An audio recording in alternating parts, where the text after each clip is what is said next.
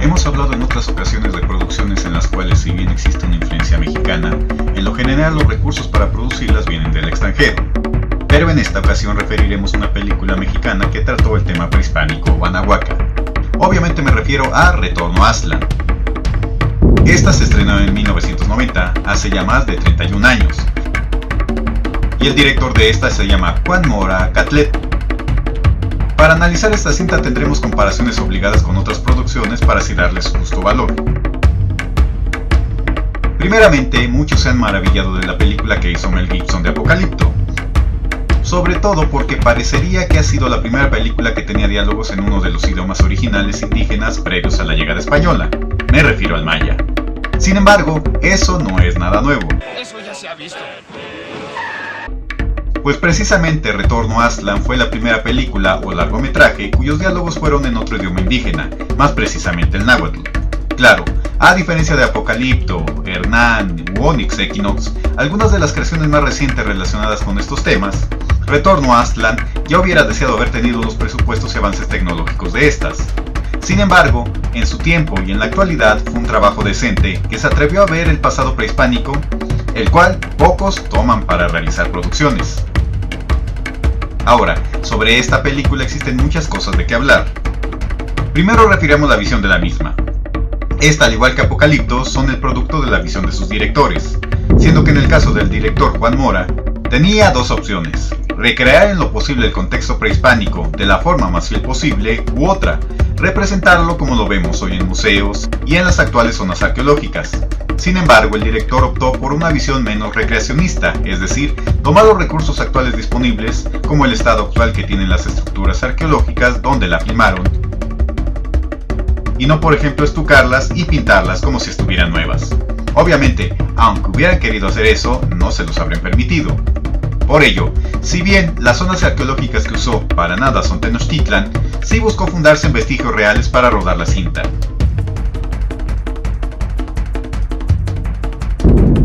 Y estos fueron ubicados en Malinalco, en el Estado de México, donde se encuentra el Templo de las Águilas y los Jaguares. En Tlanepantla, en el mismo Estado de México, donde aparece mucho a lo largo de la película este basamento, pero en diferentes planos, dando la sensación de que son diferentes construcciones, la cual se llama Pirámide de Tenayuca, un templo de doble escalinata igual que el templo de Tenochtitlan.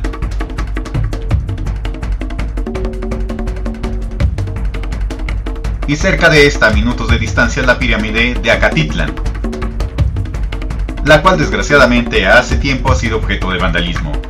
Ya saben, mi querido México. Y si bien en la película en apariencia aparecen construcciones más grandes que representan Tenochtitlan, en realidad estas eran una maqueta. Por todo lo cual, si bien nos sitúa la cinta en Tenochtitlan, en realidad esto no es así. Y en cuanto a las escenas del desierto, varias también se filmaron en el Estado de México y en el Estado de Hidalgo. Ahora, refiriendo a Tenochtitlan, la cual se buscó recrear, es un buen pretexto para aclarar una cuestión precisamente con las palabras en náhuatl. Y sí, aquí quizás tiene un error la película. Pues en los promocionales y dentro de la misma, en los subtítulos aparece la palabra Aztlán, con acento en la última sílaba. Sin embargo, una de las reglas del náhuatl es que las palabras en ese idioma tienen el acento fuerte en la penúltima sílaba. Por ello, si lo han notado en videos de este canal, pronuncio Tenochtitlan en lugar de Tenochtitlán, Teotihuacán en vez de Teotihuacán y Aztlán en vez de Aztlán. U otra más, se supone que como hoy decimos México, como palabra esdrújula, en esa época sería Mexico. Y sin dejar el náhuatl, aquí pasó algo chistoso. Como referimos, es la primera película en náhuatl, pero en realidad en la filmación los actores hablaban sus diálogos en castellano, siendo que posteriormente sobrepusieron en las imágenes los diálogos en náhuatl narrados por otras personas que los grabaron en off. Ahora, el aspecto recreacionista. De 1990 a la fecha muchas cosas han evolucionado, y bueno, hoy en áreas arqueológicas están buscando recrear el pasado indígena de la mejor manera posible. Es decir, tratar de en efecto recrear lo más originalmente posible cosas como atuendos, ropas que usaban, construcciones, armas, etc. Así, sí ha habido un avance de lo que se ve en la película a lo que se está haciendo hoy en día. De hecho, la primera vez que la vi, siendo sinceros, las cosas que vi en cuanto a la utilería usada como petates, ahumadores, los propios códices, vestimenta de los personajes, me pareció que se quedaba corta en algún sentido. Claro, no veía cuestiones de carencias por tener la falsa idea que tienen muchos de que en esa época todo el mundo usaba copilis, de plumas de quetzal, joyería de oro, plata, finos vestidos, etc. Sino que si bien existían clases sociales y había ricos, clase media, pobres, etc.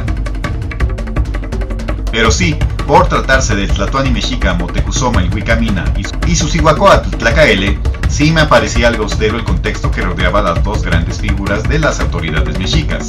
Pero esa fue la visión que quiso imprimir el director, pues está referido en diversas entrevistas que en cuanto a la ambientación de la película usaron los elementos que tenían a la mano.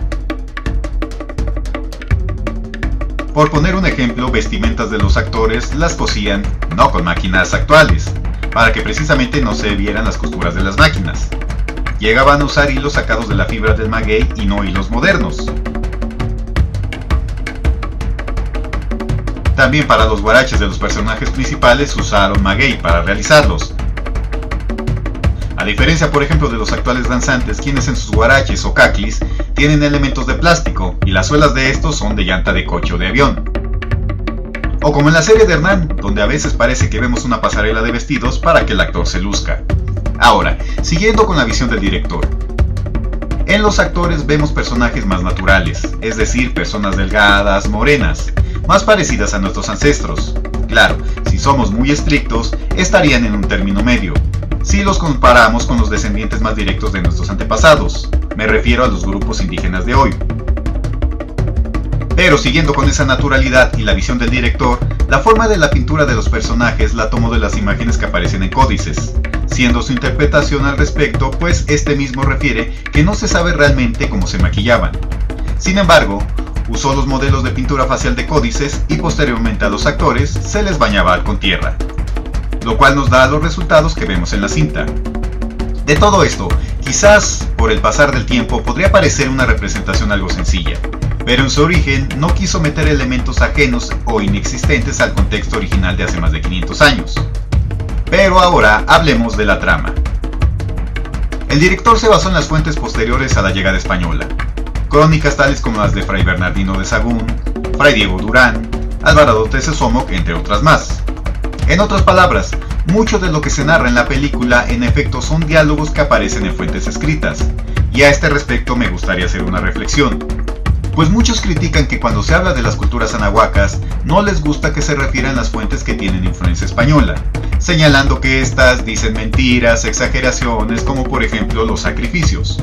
Desafortunadamente en mi experiencia, si estas fuentes no hubieran sido escritas por los españoles o indígenas convertidos, sabríamos todavía mucho menos de lo que hoy conocemos. Y en el caso de Retorno a Aztlán, si no existieran estas fuentes, sean o no muy acertadas que dijéramos, la película simplemente no existiría, pues en esta se refiere por ejemplo la leyenda de la creación de la Quinta Era, la orden de Motecuzoma Ilhuicamina de tratar de encontrar dónde se encontraba Aztlán, todos los sucesos que los emisarios refieren al haber sido enviados a esa mítica búsqueda, y la destrucción de códices por parte de Tlacaele. Claro que en la película no son narradas con plena fidelidad a las fuentes, pues la cinta nos muestra cosas que sí nunca aparecen en ningún lado. Pero en cuanto a su adaptación en la cinta, esta inicia con la recreación de la formación del quinto sol, el sol del movimiento, u Olintonatiu en náhuatl. De ahí que uno de los personajes se llama Olin, o movimiento, pues este Olin representa el quinto sol. En la leyenda original, dos divinidades fueron escogidas para crear al sol y a la luna, Tecusistecatl, el que es hermoso, rico, poderoso y soberbio, y su contraparte Nanahuatzin, el ser pequeño, deforme y enfermo. Sin embargo, en la cinta, Tecusistecatl, el que tuvo miedo al arrojarse al sol, es representado por el mismísimo Tlatoani mexica en turno, Motecuzoma Ilhuicamina, el cual fue Tlatoani Tenochca más o menos de 1440 a 1469. Así, en algún momento de este periodo temporal es donde se supone se desarrollaría la trama. Y si por una parte tenemos al cobarde Moctezuma Tecuciztecatl, por el otro aparece Nanahuatzin, quien se lanza al fuego creando así el quinto sol. Pero ya en la realidad que nos quiere reflejar la película, existe una época de sequía que nos explica. Por ello Moctezuma busca obtener el favor de las divinidades y por ello envía emisarios para darle tributos a Coatlicue, para con ellos tener sus favores y descubrir dónde se encuentra Aztlán, buscando con todo ello que llueva para poder cultivar. Como referí, a diferencia de Apocalipto u Onyx Equinox, Retorno a Aztlán nos da un contexto más maduro y creíble de este pasado, pues apreciamos la existencia de clases sociales entre mexicas. Se dan reclamos de los macehuales o pueblo en general hacia la nobleza, y esta a su vez regaña al pueblo. Conflictos con otros pueblos, fuera de los mexicas, pago de tributos obligatorios que otros grupos debían a los tenochcas. Y por supuesto aquí sí les dicen mexicas a esta cultura, y no como la mayoría que les dice aztecas. También tenemos restricciones de varias índoles. Refieren leyes que se aplicaban a infractores, las cuales desmitifican ese pasado idílico que a veces se llega a referir como refiriendo a aquel indígena mágico armonizado con el universo en su totalidad. Y ese reflejo de un contexto más real es una de sus virtudes. Ahora, todos estos aspectos realistas se refieren ya que son parte de la trama y le dan cohesión, y al final nos dan una sentencia terrible para los mexicas. Pues como referimos, si bien en la crónica de Diego Durán los motivos de Moctezuma para buscar Aztlán no tienen que ver tanto con la sequía, sino que precisamente deseaba saber el origen de dónde venían, el pretexto de buscar Aztlán para acabar con la sequía existente se mezcla ahí con aspectos inventados en la cinta, pues tenemos dos historias paralelas. La búsqueda de Aztlán por orden de Moctezuma y consejo de Tlacaele, y por otra la del personaje Olin, el cual al parecer ni siquiera era mexica, pero que también el destino lo orilla a tener que buscar a Coatlicue. Así, Moctezuma envía hechiceros y brujos para buscar a Aztlán y exige tributos de pueblos sometidos para ser llevados a las divinidades. Pero en la versión escrita de los sucesos, primero Moctezuma desea enviar a los más valientes guerreros en la búsqueda de Aztlán, pero se le recuerda que no va en son de guerra, sino que es más una cuestión espiritual. Por eso, mejor al final mandan chamanes, adivinos, hechiceros, para que más que abrir el camino terrenal, abran el espiritual. Y en las crónicas se menciona un total de 60 emisarios, es decir, 3 veintenas, número que no aparece en la película. Pero ya en la cinta, en la recaudación de tributos el personaje Olin tiene que cooperar voluntariamente a fuerzas con los enviados de Moctezuma. Pero estos pierden uno de los bultos que llevaban como ofrenda, el cual, a final de cuentas, llega a manos de los pobladores de donde vive Olin, los cuales le encargan la tarea a este de llevar esa ofrenda a Coatlicue, pues precisamente refiere que los mexicas prohíben que cualquier gente común tenga ese tipo de ofrendas. Así, existe un viaje en paralelo. Los enviados tenochcas, con guardia, ricos presentes, atuendos, copal, música en su viaje, y por otro lado, Olin, que va por el desierto como puede, siendo asaltado, topándose con divinidades y siendo correteado por animales salvajes. Y en este viaje paralelo, la cinta nos recrea nuevamente la leyenda de Nanahuatzin y Tecuciztecatl, pero ahora Tecuciztecatl, el soberbio, el poderoso, son los tenochcas, y Nanahuatzin es Olin. Y como el mito, mientras unos gozan de comida y lujos, Olin se la pasa con carencias. Pero igualmente, aunque son varios los tenochcas que van en caravana, a su paso luego sí son medio sacatones a lo largo del camino, igual que fue Tecuciztecatl en la leyenda al arrojarse al fuego. Por su parte, Olin, después de pasar por varios lugares, llega hasta donde vive Coatlicue, la madre de Huitzilopochtli, y le entrega el bulto que perdieron los tenochcas. Pero esta reclama que su hijo la ha abandonado y que se fue hace mucho tiempo, y que no ha vuelto como prometió. Entonces Coatlicue sentencia que su hijo habrá de regresar derrotado de donde se fue, y le manda algunos presentes de regreso junto con el bulto que llevaba Olin. Mientras que en la contraparte, los enviados de Moctezuma siguen buscando la ruta de Aztlán y hacen varias ceremonias a su paso. Mientras que Olin al final regresa a su casa, y como el Nanahuatzin original, pues le pasan muchas desgracias con su familia, y a final de cuentas se queda solo. Por ello, rompe la caja de piedra que en un principio perdieron los tenochcas y que llevó a Coatlicue.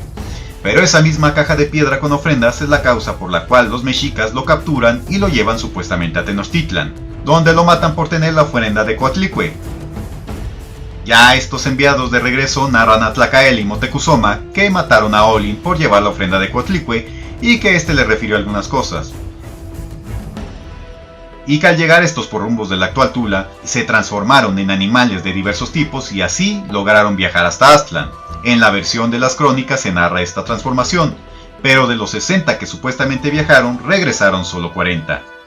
Siendo que los 20 que no regresaron se perdieron en el camino o fueron devorados por otros seres. Y también en la versión original, llegan a un cerro dentro de un lago donde se entrevistan con gente de Aztlán, siendo llevados con la mismísima Coatlicue.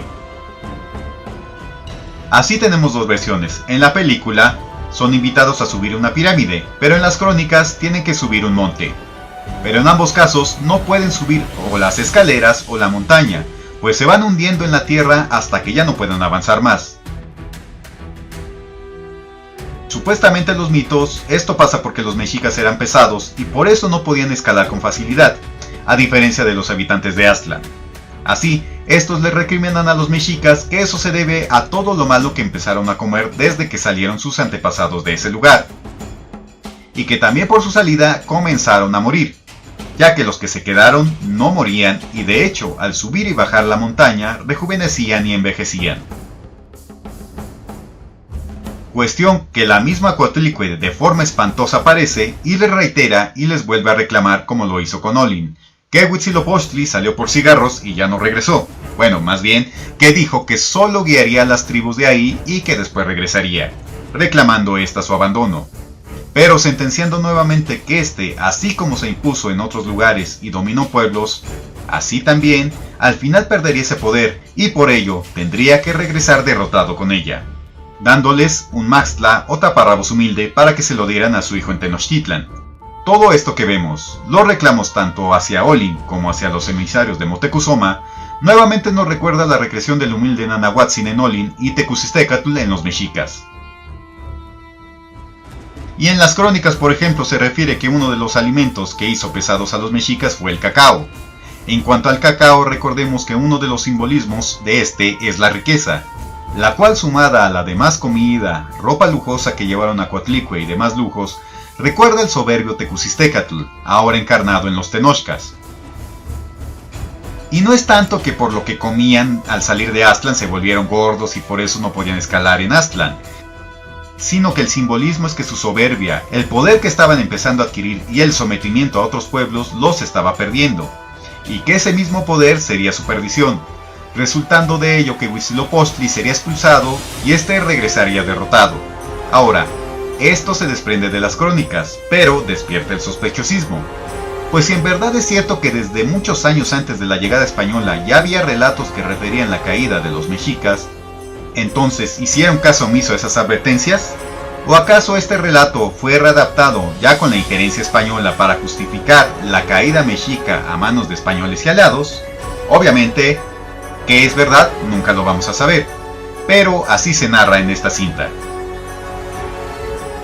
E igual que como se narra en la leyenda, Olin, igual que el Nanahuatzin original, al final son sacrificados, siendo que en respuesta a lo narrado por los emisarios, Moctezuma y Tlacaele no les gusta mucho que digamos lo que les mencionó Coatlicue, siendo que los presentes que ésta envió, dirigidos a su hijo, fueron mandados guardar en el templo de Huitzilopochtli. Y por su parte Tlacaele tampoco le gusta esta narración, y por lo menos en la película manda quemar códices que hablan de la futura derrota y caída de Huitzilopochtli.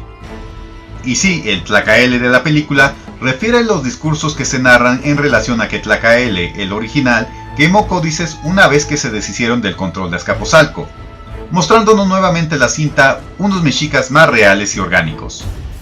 Pues la narración de la quema de códices sí aparece en fuentes, siendo que si en su caso una de las grandes quejas contra los españoles es precisamente la quema de códices, pues resulta que aquí hacían lo mismo de lo que nos quejamos de los españoles. Por todo lo cual, si bien la película es una interpretación del director, nos muestra personajes más cercanos a nosotros, con carencias, miedos, defectos, necesidades, es decir, más humanos y no estilos semidioses como muchas veces los pintan. Por eso esta película es valiosa en ese sentido de haberse arriesgado a ser narrada en náhuatl, ser lo más originalmente posible en cuanto a usar los recursos del lugar, sin meter cosas que se supone no estarían ahí, como pasó con Apocalipto o Hernán. Y también, por ejemplo, usó al músico Antonio Cepeda, quien es un músico autor de obras con instrumentos prehispánicos y tradicionales de México, el cual lo vemos en algunas de sus escenas. Por ello, esta es una película que siempre es obligado a ver, la cual es una prueba de que sí se pueden hacer buenas cosas en este país, a pesar de no tener recursos ilimitados, no cayendo en el exceso o en la exageración en la que muchos llegan a caer en este tipo de temas. Así, les dejo el enlace en la descripción para que no la hayan visto, la puedan disfrutar y me den su opinión al respecto. Así nos vemos en el siguiente video de este canal Quetzales, deseándoles como siempre felicidad y abundancia.